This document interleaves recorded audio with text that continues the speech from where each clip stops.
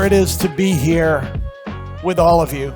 Let me just begin by saying that the past 15 months have affected people in so many different ways. In my country, in the United States, yesterday, 1,800 people died from COVID. As of yesterday morning, 650,000 people in the United States died from COVID.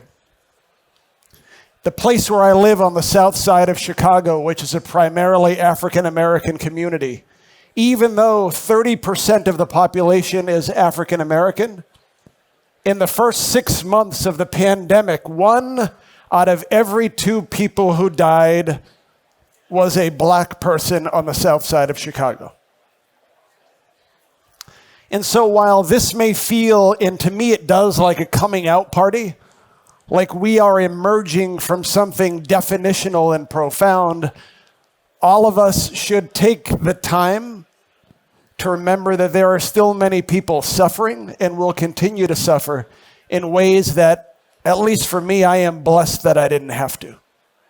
So with that as a beginning, let me just say, my parents are Portuguese immigrants, and so anytime I come to Europe, I feel a special affinity.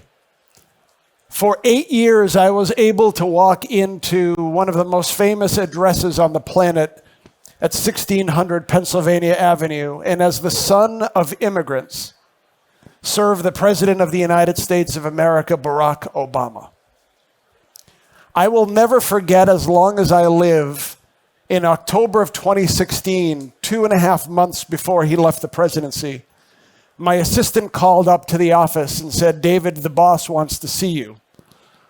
No matter how many times that happened, I was immediately that 8-year-old boy being called to the principal's office, not knowing what to expect when I walked into the Oval Office.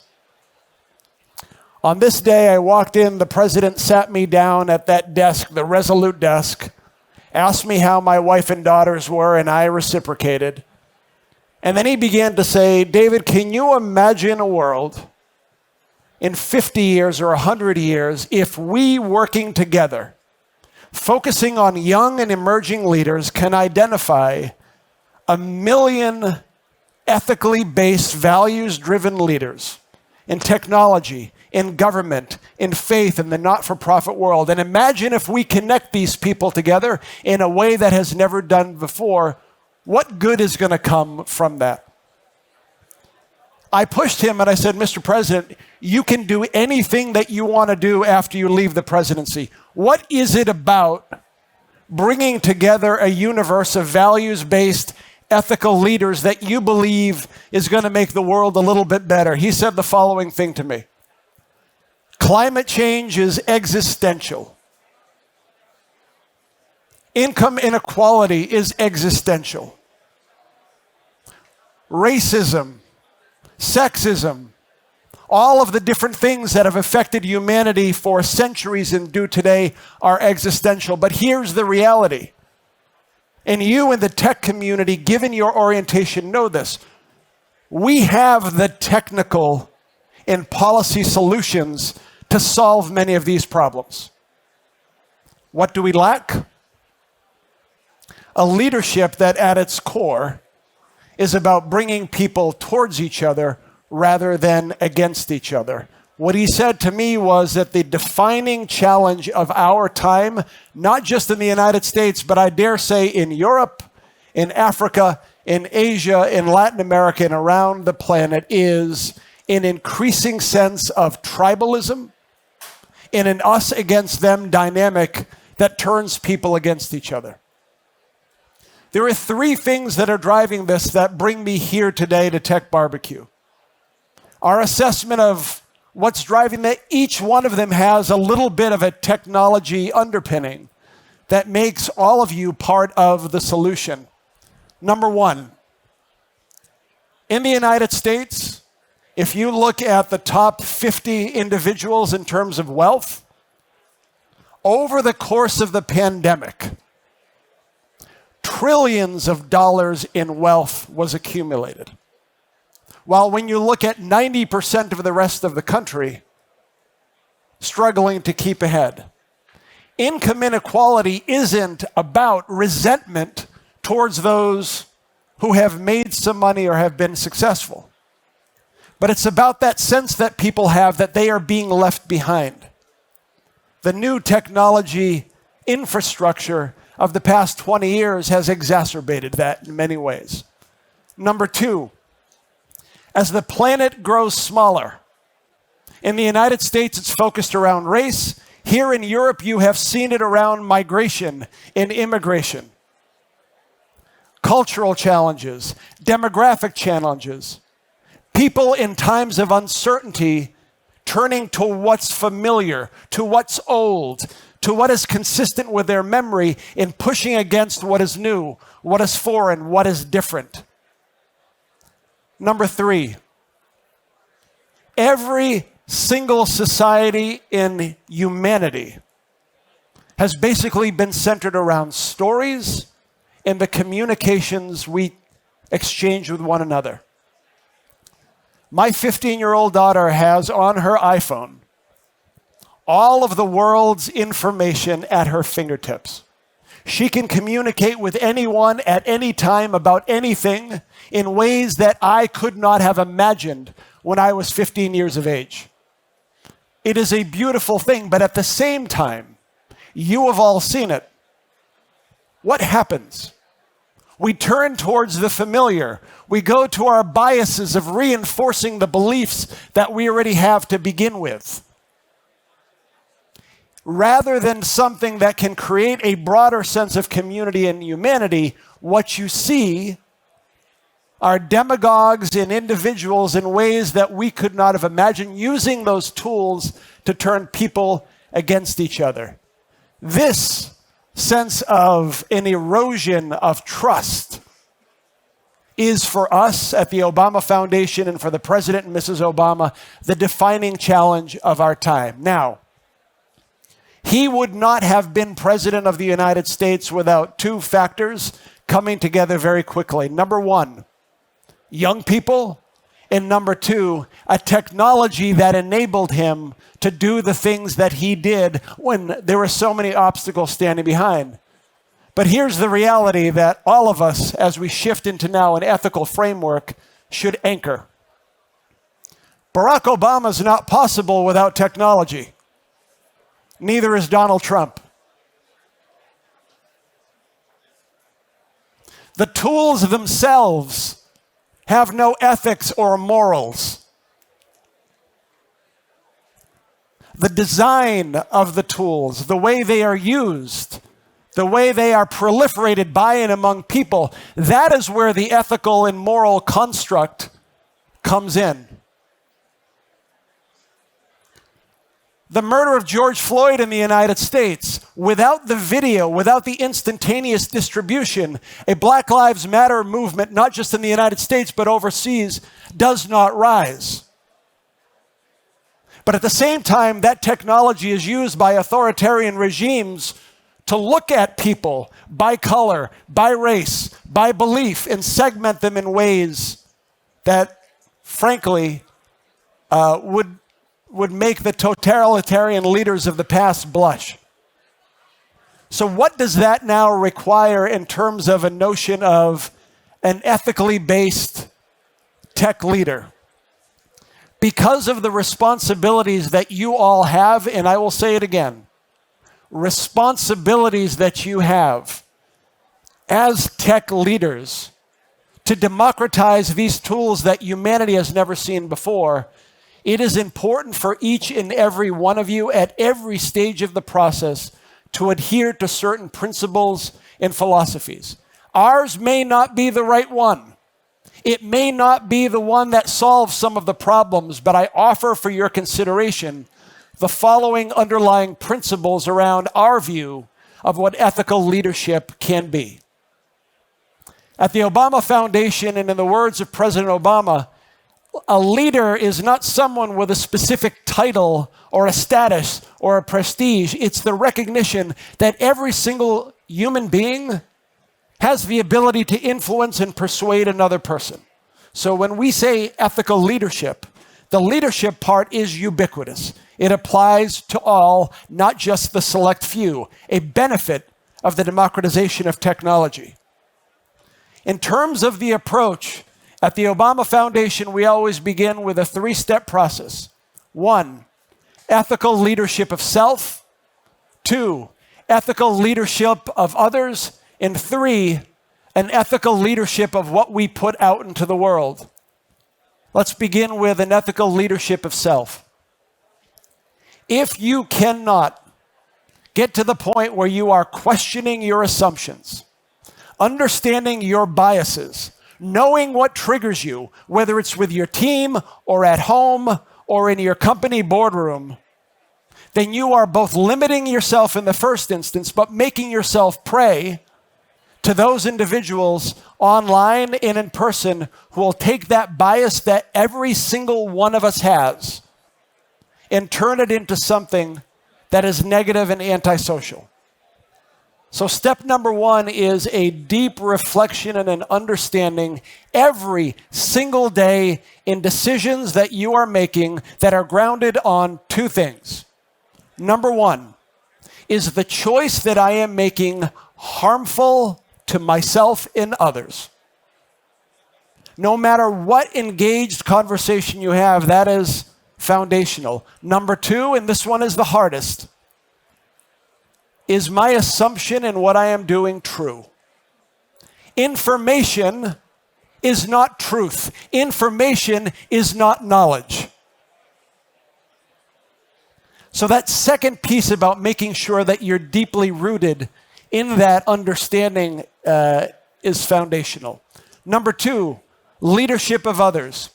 You, over the course of this panel in these 2 days, are going to hear a lot about inclusivity and diversity. At the Obama Foundation, and the way the president has asked us to think about ethical leadership of others, there are 2 pieces that I want to call out. 1, a sense of inclusiveness that isn't just about race and gender and national origin, but here's the one that's more difficult. Can you have an inclusivity that's also based upon someone who fundamentally disagrees with you? And what's even harder, someone who disagrees with you and in some instances despises you. I will never forget, as long as I live, Barack Obama's delivering a speech to Congress, the center of our democracy. Halfway through a speech, a member from Congress stands up and screams in a way that has never been done in the history of the United States of America to the president during a speech, "You lie." At that moment, the president had one of 2 choices. He can look at the person and call him out or shut him down, or he can use it as a pivot to show that we've got a different way to engage with one another.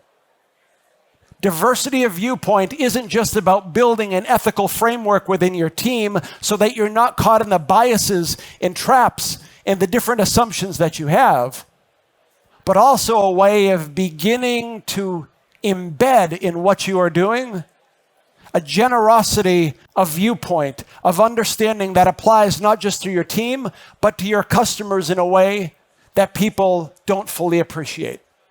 Number 2, community orientation. In the wake of George Floyd, you heard a lot about making sure that we're engaged with people and communities. Frankly, a lot of it was lip service. Here's what community orientation means in the way it applies to ethical leadership, especially in tech. If you are designing a product, whether it's in education, in climate, in any field, life sciences, you name it, if you are not listening to the communities themselves, the people who will be the clients, it isn't just good business practice, but it's also about fundamentally understanding the deep needs of what's required in those communities. And doing that within your team, make sure that the blind spots that you have, you're really calling out. The third component of the ethical leadership framework. There's a wonderful line from the Russian writer Alexander Solzhenitsyn when he said that the line separating good from evil does not run through the middle of nations or classes or even politics. It runs through the middle of every single human being's heart. Human beings at our core are less dispositional and more situational. The virtuous person who is in a very difficult environment may not engage in the type of behavior that you would say is ethical or principled. The person that you chastise as being unvirtuous in a different environment all of a sudden may be. So, when you think about what's required going forward, especially coming out of a pandemic, can you make sure that you and your organization, after you have seen your blind spots as an individual, created inclusivity and community orientation in terms of design, can the final piece be about building a framework that says, is what we are doing in service of common humanity or a common enemy? Here's the better way to think about this. Is what we are developing, let's assume that the worst person in our minds were to use it. What would they do with it? I'm not casting any aspersions on the former president of the United States, but I can imagine how some tools can be used by some people in ways that I won't find to be the best. Ask that question beforehand. And once you can begin to imagine how a totalitarian regime, a demagogue, or someone who doesn't share your same consistent values would use it, then make sure that you take a step back. Those three pieces are, for me, a call to arms, a challenge for all of you in this building emerging from a pandemic. Your innovation, your dynamism, your creativity is unparalleled. What the technology community has done to advance the human condition in a beneficial way in my lifetime have no precedent. It's fantastic. But at the same time, please remember and recognize that we are fallible, that we can't begin to imagine how people will use the things that we are developing and putting together. Let me conclude with a final story from my time with President Obama, and then I'd love to have your questions and comments. Every time I walked into the Oval Office as the son of two Portuguese immigrants, I said the same thing on the way in and the same thing on the way out, because it was a miracle I was standing in that room. And what I said was, remember who you are and who you represent. My first memory of a child was my mother. When she was 4 years of age, my father came home and he said that she had been in an accident at work. A 23-year-old woman who didn't speak a word of English working in a factory, in a blink of an eye, had lost fingers on her hand making a spoon. When you're an immigrant in a factory, all you have is your hand and your back. And in that moment, I saw an entire community. I saw family and friends and neighbors and clergy and coworkers come to my parents' house each and every night to lift them up. The only reason I was walking into that office 40 years later is because that moment that my mother fell, someone was there to pick me up and people like me. Ethics, whether it's in law or in technology or any other framework, isn't about a fundamental idea of good or bad, moral or immoral. It's about making that choice at every single moment. Is what I am doing beneficial to others? Those are what my neighbors did to my mother. Is what I am doing true?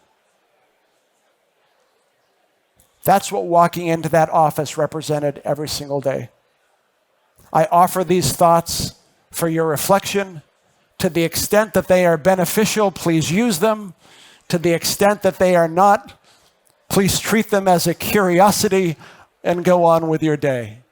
And so thank you so much, and I look forward to whatever questions you may have. Thank you so much, David. So I think we have time for one question. Thank you for all the questions. The one would be, what do you see as the most important leadership qualities going forward in a fast-paced, ever-changing society? Thank you for that question. Let me answer the way Barack Obama answers that question. It's a mix of two things that seemingly are that run counter to each other. Leadership in a fast-paced, upending type of moment needs two pieces. Confidence in your ability to make a change, tempered by humility. You are not the repositories of all truth. You may have a wonderful idea, but please have the humility of knowing it can always be made better by the person near you or someone else in this hall. The beauty of what all of you have created is that, frankly, anyone on the planet at any time can offer insights and make your idea a little bit better. So the confidence in what you are doing is foundational, it's fundamental. But if it's not tempered by a sense of humility, then not only is that a recipe for failure in what you're doing, but just from a very basic perspective is arrogance that, frankly, in this era is neither respected nor valued. And so please hold those two things in tension. And once again, it's a great honor to be here today. And so thank you. Thank you. Thank you so much, David.